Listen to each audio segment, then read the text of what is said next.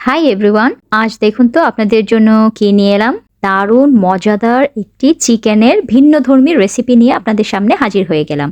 আশা করব এই রেসিপিটি আপনাদের সবার ভালো লাগবে।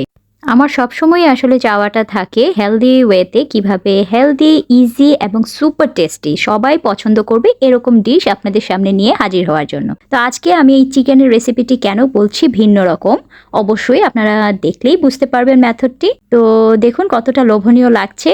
হেলদি ওয়েতে জাস্ট আমি চিকেনটাকে আলু দিয়ে রান্না করেছি, খুবই হেলদি ওয়েতে।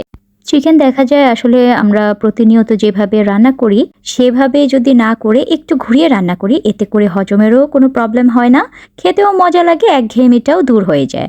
তো চলুন রেসিপিটা শেয়ার করে নিচ্ছি। প্রথমে পেঁয়াজগুলোকে একটু কেটে নিলাম, তারপর চিকেনগুলোকে টুকরো টুকরো করে আপনারা আপনাদের পছন্দ মতো কেটে নেবেন। আমি তো ছোট ছোট টুকরো করে কেটে নিয়েছিলাম। তারপর প্যানের মধ্যে দিয়ে দিলাম পেঁয়াজগুলো, তারপরে দিয়ে দিচ্ছি পানি। ইয়েস, আমি এখানে তেল দিচ্ছি না, পানি অ্যাড করেছি। এজন্যই বলেছি মেথডটা খুবই হেলদি ওয়েতে আমি করার চেষ্টা করেছি।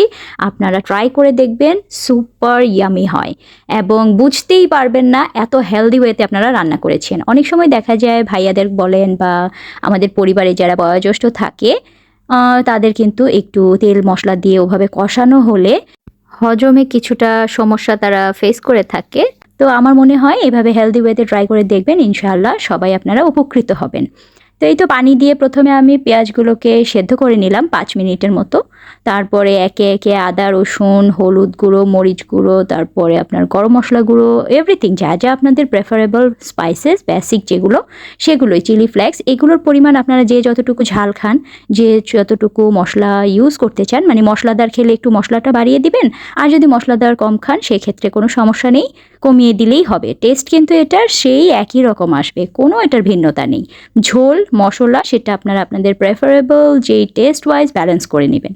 তারপরে কিন্তু আমি তেল অ্যাড করেছি, কিন্তু তেলটাকে আমি বার্ন করিনি, তেলটাকে একদম পুড়ে যায়নি, ঠিক আছে। পানির মধ্যেই আমি তেল দিয়েছি এবং সব কিছু দিয়ে একসঙ্গে এভাবে কষিয়ে নিলাম। আর দিয়ে দিয়েছি টমেটো। টমেটো দিলে যেটা হয় গ্রেভিটা খেতেও খুব ভালো লাগে এবং টেস্টেও আমার কাছে মনে হয় যে অনেকাংশে বেড়ে যায়। এভাবে এটার যে উপরের যে পিলটা থাকে, খোসাটা, সেটা এভাবে হালকা করে একটা টুইজার দিয়ে আপনারা ফেলে দিতে পারেন উঠিয়ে, কারণ শুধু শুধু এটা এখানে থাকলে দেখা যাবে মুখে লাগবে।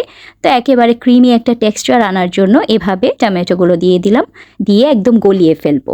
পানি এবং তেলটা দিয়েছি, তেলের ব্যাপারটাও কিন্তু আপনারা দেখেছেন যে পরে অ্যাড করেছি, সেটাও আপনারা আপনাদের পছন্দ মতন অল্প পরিমাণে দিলেই হবে। তারপরে এই তো আলু ছাড়া আসলে বাচ্চাদের ঘরে চিকেন ভাবাই যায় না, আর আমার বাচ্চা তো খুবই লাইক করে আলু দিয়ে চিকেন খেতে। সিম্পল ওয়েতে করে ফেললাম এবং ঝটপট হয়ে গিয়েছে। জাস্ট টেক্সচারটা দেখুন, পেঁয়াজটা কিন্তু আমি ব্ল্যান্ড করিনি বা বাটা পেঁয়াজ আমি এখানে অ্যাড করিনি, তারপরও গ্রেভিটা জাস্ট আপনারা দেখুন। আর টেস্ট কি বলবো, আমি তো আপনাদের আসলে টেস্ট করাতে পারছি না, সেই জন্য আমি আসলে খুবই দুঃখিত। কিন্তু আমার এই মেথডে আপনারা করে খেয়ে দেখবেন, খুবই সিম্পল ওয়েতে হেলদি চিকেন। তো কে কে এভাবে রান্না করে খেয়েছেন অবশ্যই জানাতে পারেন, আর যদি কেউ না করে থাকেন মাস্ট ট্রাই। আমার তো মনে হচ্ছে কেউ এভাবে ট্রাই করেননি। তেলের মধ্যেই সবাই পেঁয়াজ দিয়ে একেবারে ভাজা ভাজা করে কষিয়েই চিকেন কষাটা রান্না করেছেন, আমি করেছি আজকে পানি দিয়ে কষিয়ে। তো এই ছিল আমার সিম্পল একটি টেস্টি ইয়ামি রেসিপি। আশা করছি আপনাদের অনেক ভালো লেগেছে। তো যদি ভালো লেগে থাকে তাহলে ওয়েব অফ লাইফের সঙ্গেই থাকুন। ওয়েব অফ লাইফে কিন্তু এই ধরনের অসংখ্য রেসিপি আপনারা পেয়ে যাবেন, কারণ ভালোবাসার মানুষ তো আপনারা, আপনাদের সঙ্গে শেয়ার না করলে তো আমার জমেই না, কোনো কিছুই আমার ভালো লাগে না আপনাদের সঙ্গে শেয়ার না করা পর্যন্ত। তো থ্যাঙ্কস ফর ওয়াচিং।